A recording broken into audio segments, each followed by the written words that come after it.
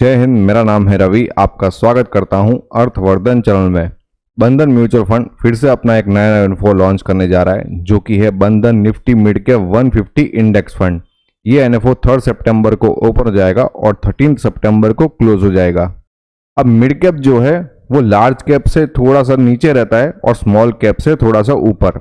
अब इसके अंदर नंबर ऑफ स्टॉक्स कितने हैं, तो यहाँ पर हम देख सकते हैं कि 150 जितने स्टॉक्स हमें देखने को मिलते हैं। मिड कैप अभी तक ग्रो कैसा किया है वो भी मैं आपको बताता हूं।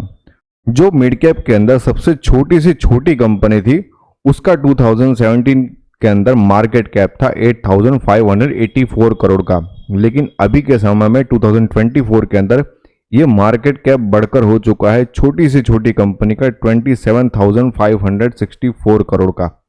और जो सबसे बड़ी कंपनी थी मिड कैप के अंदर, उसका हम मार्केट कैप अगर देखें 2017 के अंदर तो 29,255 करोड़ का था। लेकिन अभी यह बढ़कर हो चुका है 82,452 करोड़ का।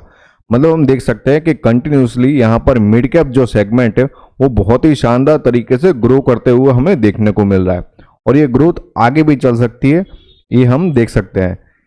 अब ये जो मिड कैप सेगमेंट है उसके अंदर कुछ यूनिक बिजनेसेस है और साथ में इसके अंदर कुछ सेगमेंट्स के लीडर भी है। जैसे कि होटल सेगमेंट का जो लीडर है वो है इंडियन होटल्स, वो मिड कैप के अंदर पाया जाता है। फिनटेक के अंदर जो कंपनी लीडर है वो है पीवी फिनटेक, तो मिड कैप में पाई जाती है। इंडस्ट्रियल प्रोडक्ट्स जो है वो इसके अंदर सुप्रीम इंडस्ट्रीज जो है वो मिड कैप के अंदर पाया जाता है। ऑटो एंसलीस के अंदर बालकृष्ण इंडस्ट्रीज मिड कैप के अंदर है। कंज्यूमर ड्यूरेबल्स के अंदर डिक्सन टेक्नोलॉजी और वोल्टास मिड कैप के अंदर है। और क्यूएसआर चेन के अंदर अगर हम देखें तो जुबिलेंट फूड वर्क्स ये भी मिड कैप के अंदर हमें पाया जाता है।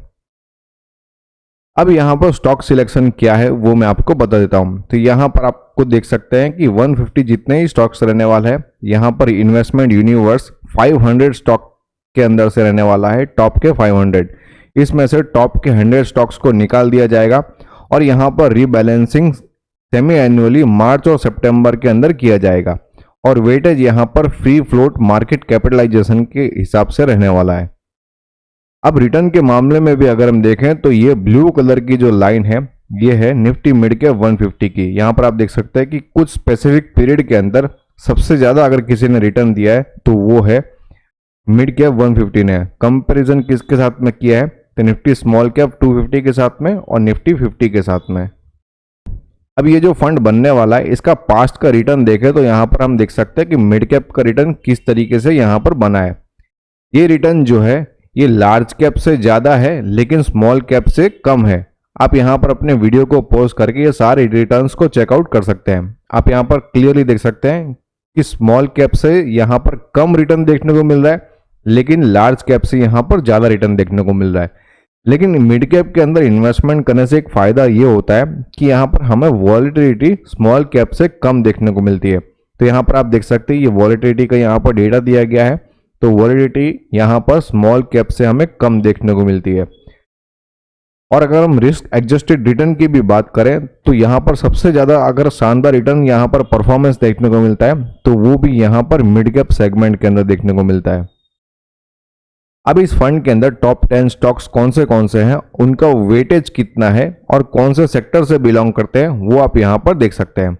जैसे कि यहाँ पर कौन से स्टॉक्स है, Suzlon energies, max health care, Indian hotels, Cummins India limited, persistent systems, yes bank, federal bank, CG power, Lupin और डिक्सन टेक्नोलॉजीज।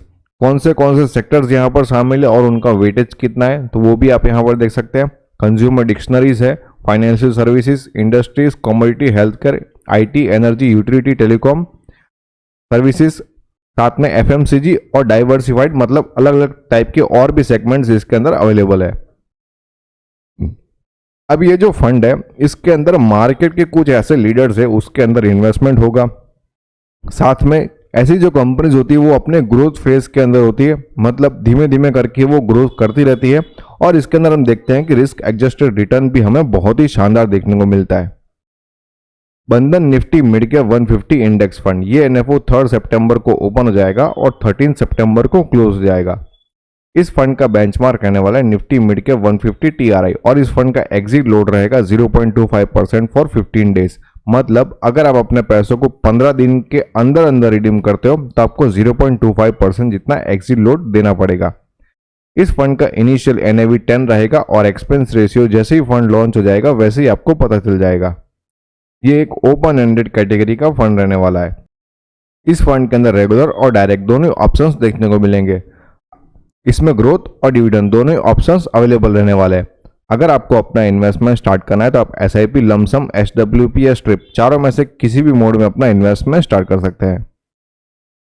मिनिमम इन्वेस्टमेंट की बात करें तो लमसम मोड में 1000 रुपीज आप अपना इन्वेस्टमेंट स्टार्ट कर सकते हैं, या फिर अगर आपको अपनी एसआईपी स्टार्ट करनी है तो मात्र 100 रुपीज पर मंथ से आप अपनी एसआईपी स्टार्ट कर सकते हैं। अगर कोई ऐसे इन्वेस्टर्स हैं जिनको सीरियसली अपना इन्वेस्टमेंट स्टार्ट करना है तो नीचे दिए गए नंबर पर आप कांटेक्ट कर सकते हैं।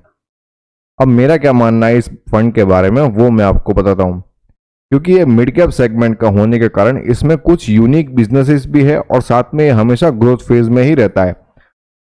अगर आप लॉन्ग टर्म के लिए इन्वेस्टमेंट करना चाहते हो तो ये फंड आपके लिए सही साबित हो सकता है। अगर आपने और भी कहीं पर भी इन्वेस्टमेंट किया हुआ है तो इस फंड के अंदर इन्वेस्टमेंट करके आप अपने पोर्टफोलियो को डाइवर्सिफाई कर पाओगे।